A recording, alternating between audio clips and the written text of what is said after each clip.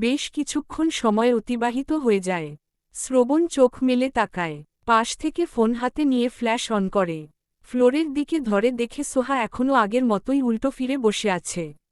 অন্ধকারের মধ্যে আলো জ্বলে উঠতে দেখে পেছনে ফিরে তাকায় সোহা। লাইটের আলোয় চোখ ধাঁধিয়ে যায়, সাথে সাথেই আবার আগের মতো হয়ে বসে। এই শ্রবণ ওর দিকে এভাবে লাইট ধরে আছে কেন? সোহা দুই হাতে পরনের লেহেঙ্গা খামচে ধরে। মনের মধ্যে নানান রকম ভয় দানা বাঁধছে। শ্রবণ গম্ভীর স্বরে বলে, ডাইনির বাচ্চা ডাইনি বিছানায় এসে ঘুমা। সোহা বলে না কিছু, আগের জায়গা থেকে নড়েও না। একই ভঙ্গিতে বসে আছে। শ্রবণ আজকে ওকে অনেকবার ডাইনির বাচ্চা ডাইনি বলেছে। শ্রবণ ধৈর্য হারা হয়ে খ্যাপাটে গলায় বলে, আসবি নাকি ঘেঁটি ধরে নিয়ে আসতে হবে? সোহা বসা থেকে উঠে দাঁড়ায়। শ্রবণ আবার বলে, তুই ওই পাশে ঘুমাবি, ভুলেও আমার গায়ে ছোঁয়া দিবি না, দিলে লাথি দিয়ে সোজা নিচে ফেলে দেব। সোহা ধীর পায়ে বিছানার কাছে এগিয়ে আসে।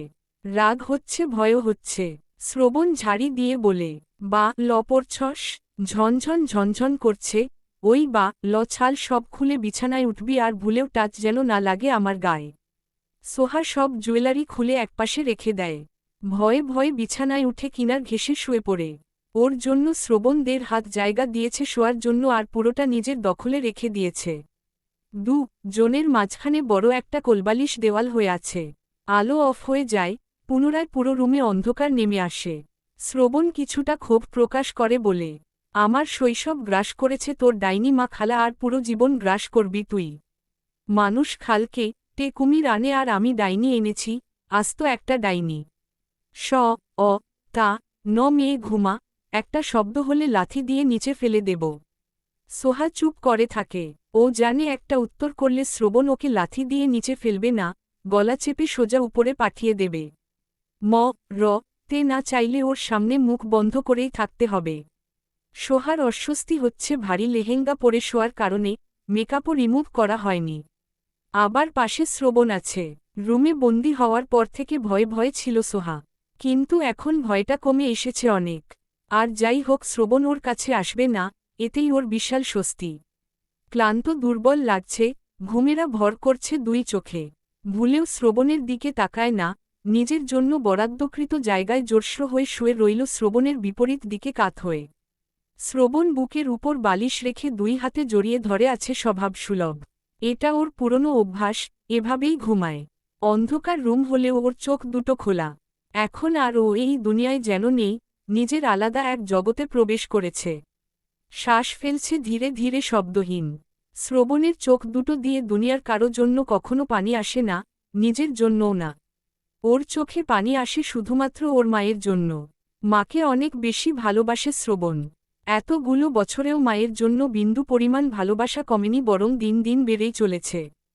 হাতে গোনা কয়েকজন মানুষ ব্যতীত কাউকে ভালোবাসতে পারে না শ্রবণ, দাদা বাদে এই বাড়ির কাউকেও না। এই বাড়ির মানুষগুলোকে দেখলে ওর মাথায় আগুন ধরে যায়, ন চেপে বসে মাথায়। ওর মনে হয় এই বাড়ির সবাই ওর শত্রু। যারা শত্রুর ঘরে জন্ম নিয়েছে তারাও শত্রু। শ্রবণের ডান চোখের কোণা দিয়ে পানি গড়িয়ে পড়ে। ঘাড় কাত করে বালিশের সাথে পানিটুকু মুছে নেয়। পুনরায় উপরের দিকে মুখ করে বিড়বিড় করে বলে, আম্মু, আমি আসতে চাই তোমার কাছে। এই দুনিয়া ভালো লাগছে না আমার। এই জীবন কেমন বিষাদ লাগে। তোমার কথা খুব মনে পড়ে আম্মু। সকালে শ্রবণের ঘুম আগে ভাঙে। চোখ বন্ধ রেখেই কাত হয়ে কোলবালিশ জড়িয়ে ধরতে যায়, তখন ওর হাত সোহার গায়ের উপর পড়ে। তড়িৎ গতিতে হাত সরিয়ে নিয়ে লাফিয়ে উঠে বসে। রুম এখনও পুরোপুরি অন্ধকারে নিমজ্জিত হয়ে আছে। কিচ্ছু দেখা যাচ্ছে না। নিচে নেমে দ্রুত লাইট অন করে। বিছানার দিকে তাকিয়ে দেখে সোহা কোলবালিশ ঘেঁষে শুয়ে আছে। গায়ের পোশাক এলোমেলো, চুলগুলো এলোমেলো হয়ে আছে। চোখ সরিয়ে নেয় শ্রবণ। ওর হাত গিয়ে সোজা সোহার উন্মুক্ত পেটের ওপর পড়েছিল।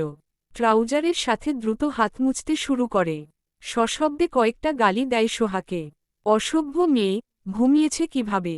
বিছানার উপর থেকে একটা বালিশ হাতে তুলে নিয়ে সোহার গায়ে আলতো বাড়ি রে গর্জন করে বলে, এই ডাইনির বাচ্চা অসভ্য ডাইনি ওঠ। আতঙ্কিত হয়ে লাফিয়ে শোয়া থেকে উঠে বসে সোহা। ভয়ে বড় বড় চোখ করে শ্রবণের দিকে তাকিয়ে থাকে।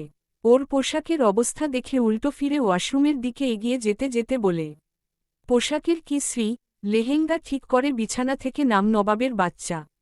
শ্রবণ ওয়াশরুমে প্রবেশ করে শব্দ করে দরজা লাগায়। দরজা লাগানোর শব্দে আবারও কেঁপে ওঠে সোহা। শ্রবণের বলা কথাগুলো শুনে নিজের দিকে তাকায়। নিজেকে দেখে চোখ দুটো বড় বড় হয়ে গেছে আবার। দ্রুত লেহেঙ্গা ঠিক করে বিছানা থেকে নেমে দাঁড়ায়। ওর ঘুমোনোর স্টাইল খুবই বাজে, খাটের একপাশ থেকে আরেক পাশে গড়াগড়ি করে ঘুমের ঘোরে। গায়ের পোশাক ঠিক থাকে না, প্লাজো পরলে তো উড়ুর উপর উঠে যায় রাতে। আজকে লেহেঙ্গা পরে ঘুমিয়েছিল, যদিও আজকে রাতে গড়াগড়ি করতে পারেনি। এই একটু জায়গার মধ্যে তো এই কাত হতেও সমস্যা হচ্ছিল। রাতে লেহেঙ্গার দোপাট্টা দিয়েই ঢেকে ঢুকে শুয়েছিল, ঘুমের ঘোরে সব উল্টা পাল্টা হয়ে গেছে। বেশ কিছুক্ষণ পর ওয়াশরুম থেকে বেরিয়ে আসে শ্রবণ। বিছানার দিকে একবার তাকিয়ে সোহার দিকে তাকায়। দাঁতে দাঁত পিষে বলে, তোর বাপ এসে বিছানা গুছিয়ে দিয়ে যাবে? সোহা দ্রুত বিছানা গোছাতে ব্যস্ত হয়ে পড়ে। শ্রবণ ড্রেসিং টেবিলের সামনে এসে দাঁড়ায়। টিস্যু দিয়ে মুখ মুছতে গিয়েও থেমে যায়। ঘাড় ঘুরিয়ে সোহার দিকে একবার তাকিয়ে আবার আয়নার দিকে তাকায়। কিছুক্ষণ একই ভঙ্গিতে আয়নার দিকে তাকিয়ে থেকে আবার সোহার দিকে তাকায়। গম্ভীর স্বরে বলে, যা গোছল কর। সোহা ঘাড় ঘুরিয়ে তাকায়। শ্রবণ আবার বলে, শুনতে পাসনি আমার কথা? ওয়াশরুমে যা, গিয়ে গোছল করে আয়। কেন? আমি বলেছি তাই। সোহা দরজার দিকে তাকিয়ে আবার শ্রবণের দিকে তাকায়। শুকনো ঢোক গিলে বলে, দরজা খুলে দাও তাহলে। আমার ওয়াশরুমে গোছল করবি? আমার কাপড় চোপড় সব তো আমার রুমে। গোছল করে কি পরব? শ্রবণ কাভার্ড খুলে নিজের টি শার্ট আর ট্রাউজার বের করে। সোহার দিকে এগিয়ে আসতেই সোহা এক কদম পিছিয়ে যায়। শ্রবণ সোহার থেকে 2 হাত দূরত্বে দাঁড়ায়। নিজের টি শার্ট আর ট্রাউজার এগিয়ে দিয়ে বলে, এগুলো পরবি? লাগলে না তো, বড় হবে। শ্রবণের শক্ত চোয়াল আরও শক্ত হয়। আমি জানতে চাইনি লাগবে কি লাগবে না, পরতে বলেছি পরবি, নয়তো ড্রেস ছাড়াই থাকবি। সোহা দ্রুত টি শার্ট আর ট্রাউজার নিজের হাতে নিয়ে নেয়। যা, টাওয়েল ব্যালকনিতে। সোহা ব্যালকনিতে এসে দড়িতে মেলে রাখা টাওয়েল হাতে নিয়ে রুমে ফিরে আসে। শ্রবণ ফোনে মেসেজ টাইপ করছে। সোহা দ্রুত ওয়াশরুমে প্রবেশ করে। হাতে থাকা টি শার্ট আর ট্রাউজারের দিকে তাকায়। এগুলো ওর লাগবে? ট্রাউজার তো একাই খুলে পড়ে যাবে। আর টি শার্ট ওর উরু পর্যন্ত ঢেকে দেবে। শ্রবণের মতলব বুঝতে পারছে না সোহা। ওকে এখন গোছল কেন করতে বলছে? 10 মিনিটের মধ্যে বের হবি, নয়তো আমি গিয়ে বের করব স্পেশালভাবে। রুমের দরজা খুলে দেয় শ্রবণ। সোহা রুম থেকে বের হতেই মুখোমুখি হয় স্পর্শের। স্পর্শ থমকে দাঁড়িয়ে গেছে, ওর হৃৎস্পন্দনও যেন থমকে গেছে। অসহায় চোখে তাকিয়ে আছে সোহার দিকে। সোহার ভেজা চুলগুলোর ডগা বেয়ে টপ টপ করে পানি গড়িয়ে পড়ছে ফ্লোরে। গায়ে শ্রবণের টি শার্ট আর ট্রাউজার, লেহেঙ্গার দোপাট্টা দিয়ে শরীর ঢেকে রেখেছে কোনো রকমে। সোহা নিজেও তাকিয়ে আছে স্পর্শের মুখের দিকে। আজকের সকালটা অন্য রকম হওয়ার কথা ছিল। শ্রবণ এসে সোহার পেছনে দাঁড়ায়। স্পর্শ চোখ তুলে বড় ভাইয়ের মুখের দিকে তাকায়। শ্রবণেরও ভেজা চুলগুলো থেকে ফোঁটায় ফোঁটায় পানি গড়িয়ে পড়ছে। এই সব কিছুর মানে স্পর্শের কাছে পরিষ্কার। শ্রবণ স্পর্শের দিকে তাকিয়ে থেকেই সোহার এক হাত মুঠো করে ধরে। ভয়ে কেঁপে ওঠে সোহা, ভীত সন্ত্রস্ত হয়ে শ্রবণের মুখের দিকে তাকায়। শ্রবণ সোহাকে টেনে নিয়ে সোহার রুমের দিকে এগিয়ে যেতে যেতে বলে, আর কতক্ষণ দাঁড়িয়ে থাকবি এভাবে? খিদে পেয়েছে তো, চেঞ্জ করে নিচে চল। শ্রবণের গলার স্বর শান্ত নরম। সোহা আর পেছনে ফিরে তাকায় না। শ্রবণ ওকে টেনে নিয়ে ওর রুমে ঢুকে যায়। ভেতরে এসে অগ্নি দৃষ্টি নিক্ষেপ করে সোহার মুখের দিকে। তীব্র রাগে যেন ফেটে যাবে এখনই। চেহারা লাল হয়ে গেছে মুহূর্তেই। দাঁতে দাঁত পিষে বলে, দেখেই প্রেম জেগে উঠেছে তাই না? দৃষ্টি সরে না। দৃষ্টি বিনিময় হচ্ছিল। আরেকবার ওর দিকে তাকাবি তো তোর চোখ উপড়ে নেব। বেহা মেয়ে একটা, বিয়ের পরেও আরেক ছেলের দিকে কিভাবে তাকাস? মায়ের মতোই চরিত্রহীন হয়েছিস নাকি? সোহা ফট করে চোখ তুলে তাকায় শ্রবণের দিকে। আমার মাকে টানছ কেন এখানে? কি করেছে আমার আম্মু? যা বলার আমাকে বলবে, আমার আম্মুকে জড়িয়ে কিছু বলবে না। কথা বলতে শিখে গেছিস তাহলে? কথা বলতে যখন শিখেছিস তখন তোর ডাইনি মাকেই জিজ্ঞেস করিস তার চরিত্র কেমন। সোহা নিচের দিকে তাকিয়ে থাকে। শ্রবণ ওর চোয়াল চেপে মুখ তুলে ধরে বলে, আরেকবার কোনো ছেলের দিকে তাকালে তোর চোখ আর চোখের জায়গায় থাকবে না, থাকবে তোর হাতে। ছেড়ে দিয়ে বলে, চেঞ্জ কর দ্রুত। সোহা রোবটের ন্যায় কাভার্ডের সামনে এসে দাঁড়ায়। ভেতর থেকে ড্রেস বের করে নিয়ে ওয়াশরুমে প্রবেশ করে। দুই চোখ বেয়ে ঝরোঝরো করে পানি গড়িয়ে পড়ছে। চোখের পানি মুছে দ্রুত ড্রেস চেঞ্জ করতে শুরু করে। দেরি হলে আবার না জানি কি বলে আর করে। স্পর্শের ওই কাতর চাহনি ওকে যন্ত্রণা দিচ্ছে। শ্রবণ নিজের প্ল্যানে সফল। শ্রবণের মতলব প্রথমে বুঝতে না পারলেও এখন বুঝতে পারছে। ওয়াশরুম থেকে বেরিয়ে হেয়ার ড্রায়ার বের করে। শ্রবণ ওর দিকে তাকিয়ে বলে, সারা দিন এখানেই দাঁড়িয়ে থাকব নাকি? চল এখন। চুলগুলো শুকিয়ে যাচ্ছি আমি, তুমি যাও। চুল শুকাবি না, চল আমার সাথে। সোহা হেয়ার ড্রায়ার রেখে চুলগুলো হাতখোপা করে নেয়। শ্রবণ এগিয়ে এসে খোপা করা চুল মুক্ত করে দেয়। এভাবেই যাবি তুই? আমি এভাবে সকলের সামনে যেতে পারবো না। তুই এভাবেই যাবি। ভীত সন্ত্রস্ত সোহা নিচের দিকে দৃষ্টি রেখে দিকে মাথা নাড়িয়ে ভয়ে ভয়ে বলে, তুমি এমন করছো কেন? আমি কি ক্ষতি করেছি তোমার? আমি এভাবে যাব না কারো সামনে। বেশি কথা আমার পছন্দ নয়, ভুলে যাসনি নিশ্চয়ই। চল এখন। সোহাকে কিছু বলতে না দিয়ে ওর হাত টেনে ধরে রুম থেকে বের করে। ড্রয়িং রুমে আসতেই দেখে ছোট বড় সবাই উপস্থিত আছে। ওদের জনকে দেখে সবাই ওদের দিকে তাকিয়ে আছে। শ্রবণ সকলের দিকে একবার দৃষ্টি বুলায়। ওর পাশে মাথা নিচু করে দাঁড়িয়ে আছে সোহা। সোহা কারো দিকে তাকাতে পারছে না। শ্রবণ ওর হাত ধরেই ড্রয়িং রুম পার করে ডাইনিং রুমে প্রবেশ করে। যাওয়ার আগে অবশ্য ওর দাদা সামাদ চৌধুরীকে ডেকে গেছে। একটু পরেই সামাদ চৌধুরী ডাইনিং রুমে প্রবেশ করেন। মেড ওদের জনের জন্য খাবার বাড়ছে। সামাদ চৌধুরীকে দেখে শ্রবণ বলে, দাদা ভাই বসো। সামাদ চৌধুরী একটা চেয়ার টেনে বসেন। নাতির মুখের দিকে তাকিয়ে বলেন, ভাই তুমি এমন একটি কাজ কেন করলে? শ্রবণ শান্ত দৃষ্টিতে দাদার মুখের দিকে তাকিয়ে থাকে কিছু সময়, তারপর বলে, কেমন কাজ করেছি? তুমি সোহাকে কেন বিয়ে করলে? ইচ্ছে হয়েছিল। তুমি ওকে বিয়ে করবে সেটা আমাকে আগে বলতে পারতে, তাহলে এত কিছু হতো না। আমি যদি আগে বলতাম আমি সোহাকে বিয়ে করতে চাই, তাহলে তোমার দুই ছেলে আর ছেলের বউরা রাজি হতো। আমি করাতাম। তোমার পরিশ্রম কমিয়ে দিয়েছি দাদা ভাই। নাতির কথা শুনে সামাদ চৌধুরী আর কিছু বলার জন্য খুঁজে পেলেন না। এখন আর কিছু বলেও লাভ নেই। দাদা ভাই খাওয়া শুরু করো। বাড়িতে আরও মানুষ আছে। তুমি কি চাও আমি এখান থেকে উঠে যাই?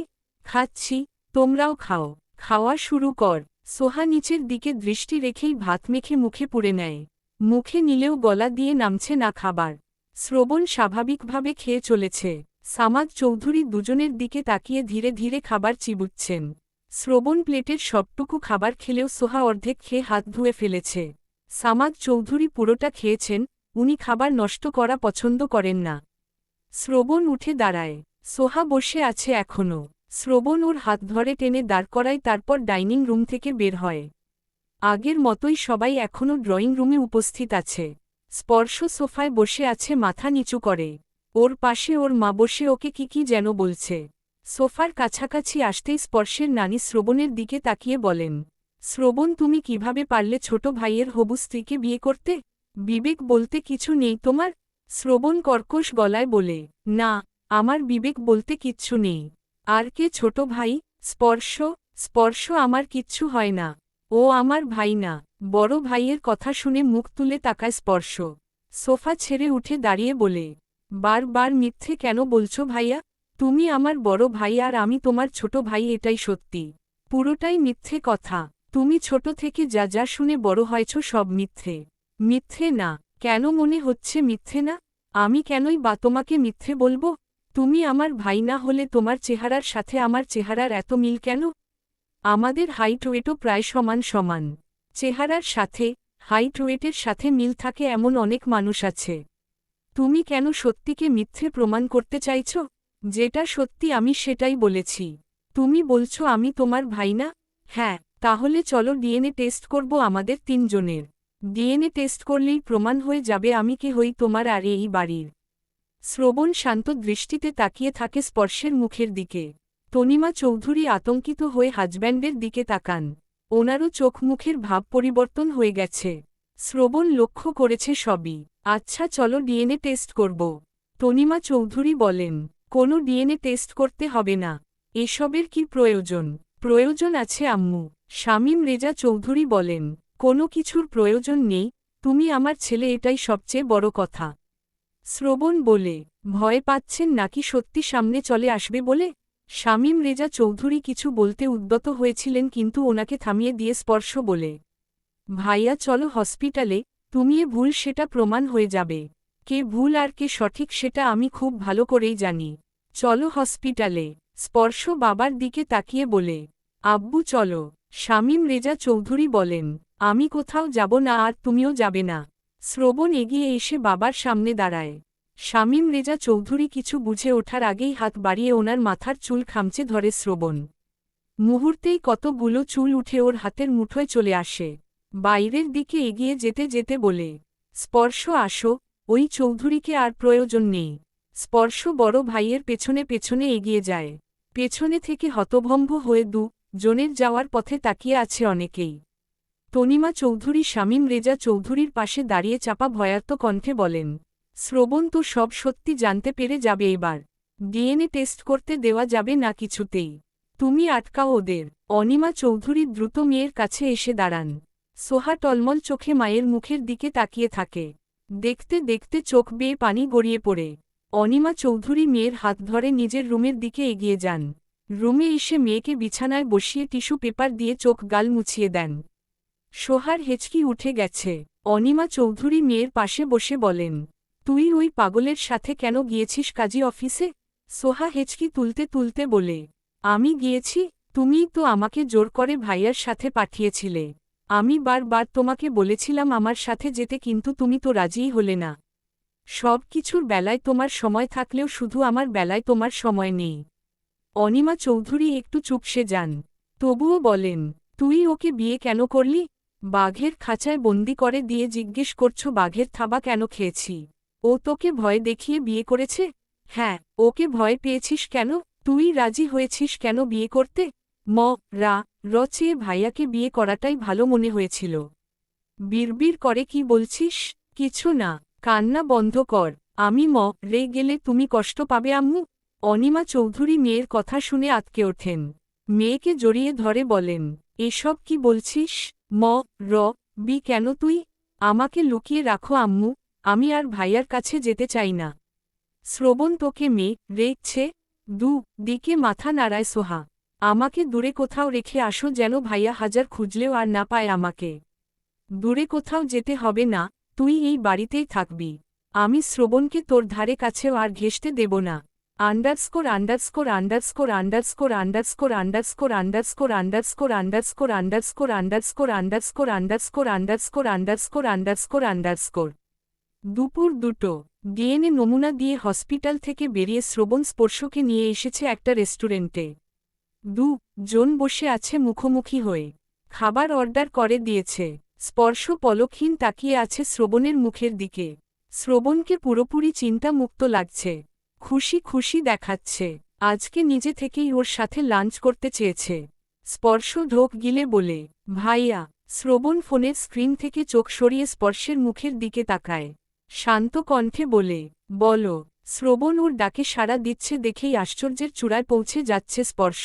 ও কল্পনাও করেনি শ্রবণ ওর ডাকে সাড়া দেবে।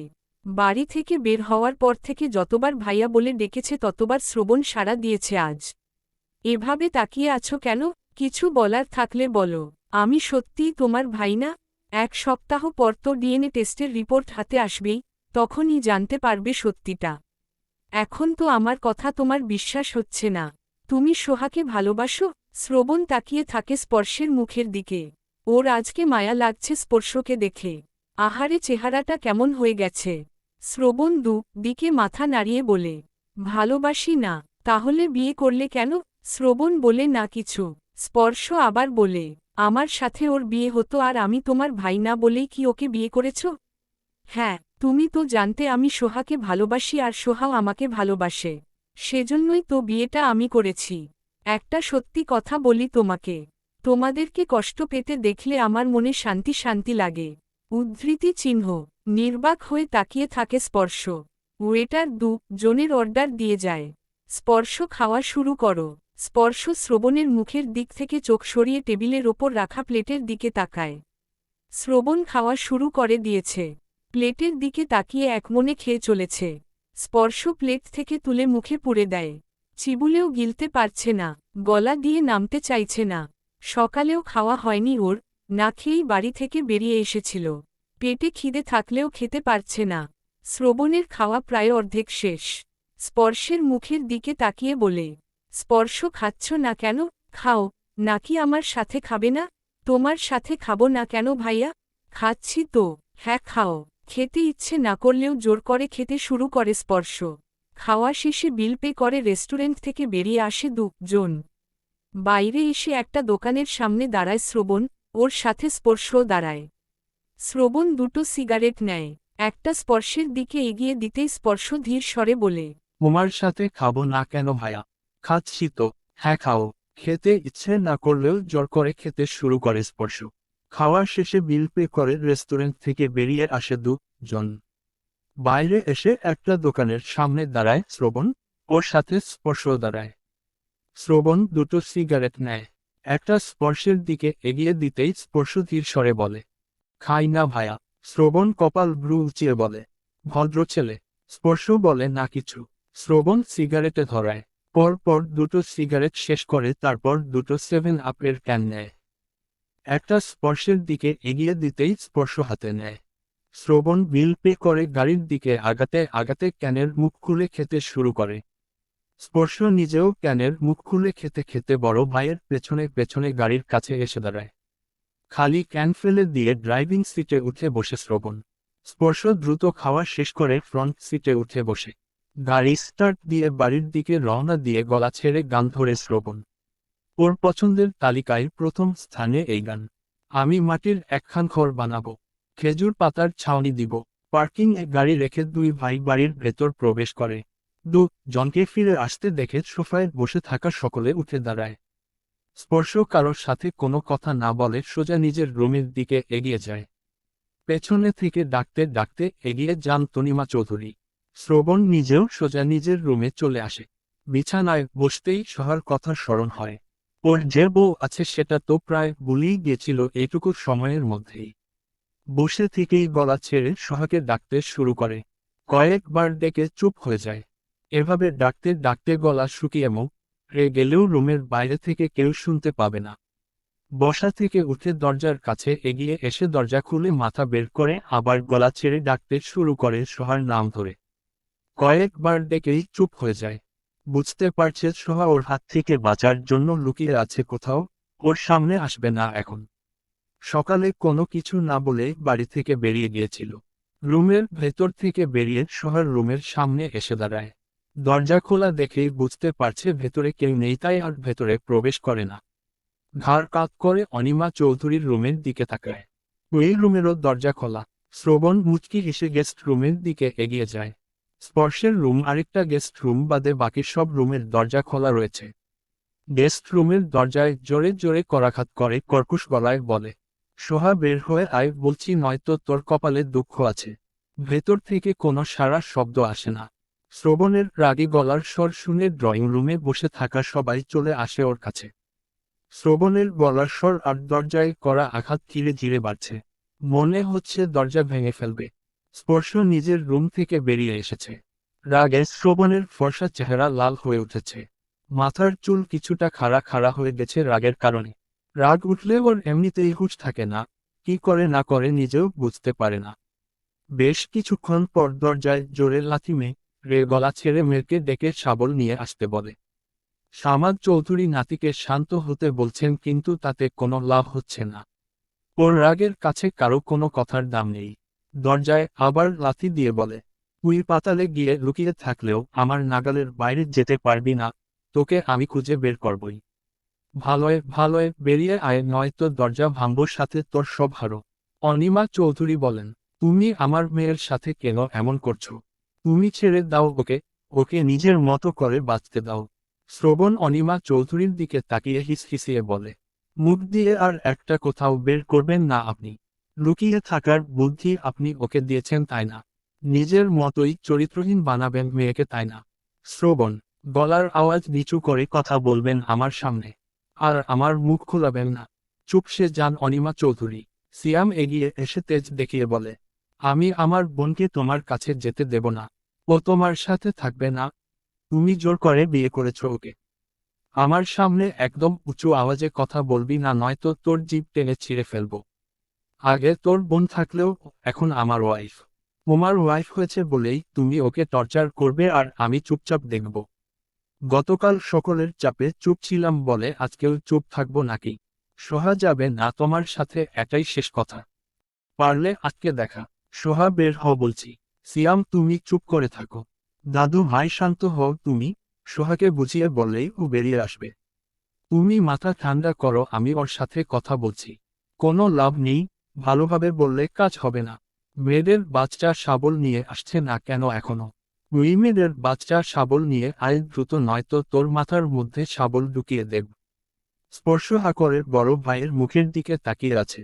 সকাল থেকে দেখে আসা শান্ত নরম শ্রবণ এখন পুরো অশান্ত হয়ে উঠেছে। শ্রবণ যে এখন নিজের নিয়ন্ত্রণ হারিয়ে ফেলেছে বোঝাই যাচ্ছে। সোহার রুমের ভেতর থেকে বের হচ্ছে না বলে এমন করবে? সামান্য একটা কারণে এত রাগ? ফোনা তোলা সাপের মতো ফুসফুস করছে আর বাঘের মতো গর্জন। এখন রাগের মাথায় যেকোনো একটা অঘটন ঘটিয়ে ফেলতে পারে।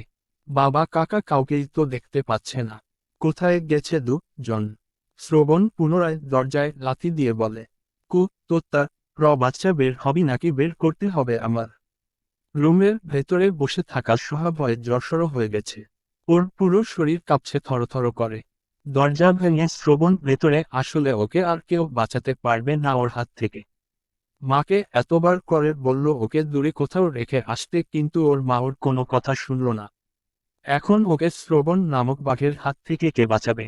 শ্রবণ সমান তালে দরজায় লাথি যাচ্ছে। দরজা বুঝি এখনই ভেঙে যাবে। যা হয় হবে। বিছানা থেকে নেমে ধীরে ধীরে এগিয়ে এসে দাঁড়ায় দরজার কাছে। লম্বা একটা শ্বাস টেনে নিয়ে দরজা খুলে দেয়। শ্রবণ আবার লাথিমা তে উদ্যত হয়েছিল। সোহাকে দেখে পা নামিয়ে নেয়। সোহার চোখ মুখ ফুলে উঠেছে কান্না করার কারণে। শ্রবণ সোহার হাত চেপে ধরে নিজের রুমের দিকে আগায়। সিয়াম শ্রবণের হাত চেপে ধরে বলে, আমার বোনকে ছাড়ো। হাত ছাড় বলছি। তুমি আমার বোনকে ছাড়ো। শ্রবণ চিৎকার করে বলে, হাত ছাড় আমার। সোহা ভাইয়ের হাত সরিয়ে দেওয়ার চেষ্টা করে বলে, ভাইয়া ছাড়ো। সিয়াম ছাড়ে না। সোহা জোর করে ভাইয়ের হাত সরিয়ে দেয়। শ্রবণ ওকে টেনে নিয়ে নিজের রুমে প্রবেশ করে গত কালকের মতো ছুঁড়ে ফেলে ফ্লোরে। সজোরের দরজা লাগায়। দরজা লাগানোর শব্দে যেন পুরো বাড়ি ঝনঝন করে ওঠে।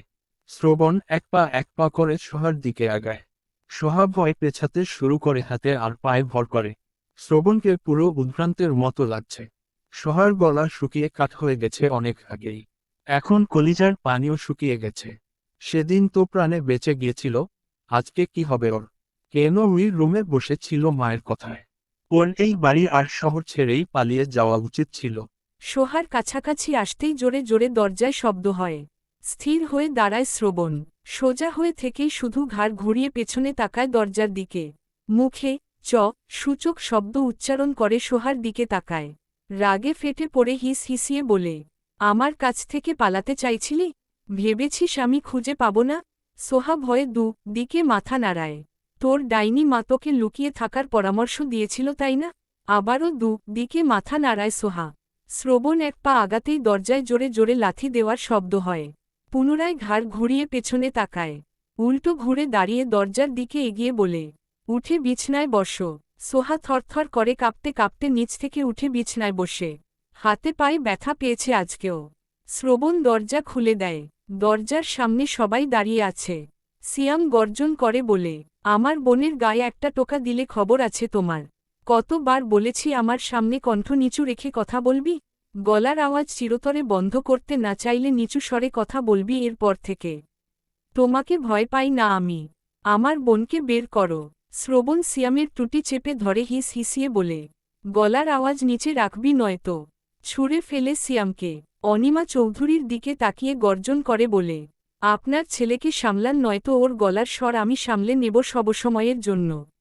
সিয়াম নিচ থেকে উঠে তেড়ে আসতেই অনিমা চৌধুরী ছেলেকে আটকে রেখে ভীত স্বরে বলেন, শান্ত হ সিয়াম, এমন করছিস কেন? ও আমার বোনকে টর্চার করছে আর তুমি আমাকে শান্ত হতে বলছ? শ্রবণ সিয়ামের দিকে তাকিয়ে বলে, তোর বোনকে আমি রে ফেলব যেভাবে তোর মা আমার বোনকে রে ফেলেছিল। শ্রবণের কথা শুনে স্পর্শ, সিয়াম আর সোহা শোকড। শ্রবণের বোন, বোন আসলো কোথা থেকে? সবাই তো জানে শামীম রেজা চৌধুরীর 2 ছেলে, তাহলে মেয়ে আসলো কোথা থেকে? আবার অনিমা চৌধুরী মা লো কিভাবে? শ্রবণ সবাইকে শেষবারের মতো সাবধান করে বলে, আরেকবার দরজায় টোকা পড়লে বাড়ি ঘরে আগুন লাগিয়ে দেব। সবকটাকে ভেতরে বন্দি করে দরজা লাগিয়ে দেয় আবার ভেতর থেকে। সিয়াম মায়ের মুখের দিকে তাকিয়ে বলে, ভাইয়ারা তো 2 ভাই, তাহলে ভাইয়ার বোন আসলো কোথা থেকে? অনিমা চৌধুরী কিছু না বলে ছেলেকে ছেড়ে দিয়ে নিজের রুমের দিকে এগিয়ে যান। সিয়াম মায়ের পেছনে পেছনে যেতে যেতে বলে, আমার প্রশ্নের উত্তর না দিয়ে কোথায় যাচ্ছ? বলো ভাইয়ার বোন আসলো কোথা থেকে? স্পর্শ মায়ের মুখের দিকে তাকিয়ে বলে, আমরা তো 2 ভাই, আমাদের বোন কোথা থেকে আসলো? আর যদি ছিলই তাহলে তার কি হয়েছে? তনিমা চৌধুরী নিজেও পালিয়ে যান ছেলের সামনে থেকে। সবাই যেন কিছু লুকাচ্ছে ওদের কাছ থেকে। শ্রবণ আবার দরজা লাগিয়ে দেওয়ার পরই সামাদ চৌধুরী চলে গেছেন এখান থেকে। স্পর্শ স্থির হয়ে দাঁড়িয়ে তাকিয়ে আছে বড় ভাইয়ের বন্ধ হওয়া দরজার দিকে। কি চলছে এই বাড়িতে? কি লুকাচ্ছে সবাই? শ্রবণের আচরণ এমন অদ্ভুত কেন? ওর মানসিক সমস্যা কেন হয়েছিল? কেন বাড়ির মানুষকে সহ্য করতে পারে না? যেই সোহার দিকে ভুলেও তাকাতো না সেই সোহাকে বিয়ে করেছে শুধুমাত্র ওর সাথে বিয়ে হচ্ছিল বলে। বড় কিছু তো ঘটেছেই এই বাড়িতে, যা ওর জানা নেই, কেউ জানাতেও চায় না। ওদের যদি বোন ছিলই তাহলে তার সাথে কি ঘটেছিল? শ্রবণ কেন বলল ওর বোনকে অনিমা চৌধুরী মেয়ে রেখছে? আসলে চলছেটা কি এই বাড়িতে?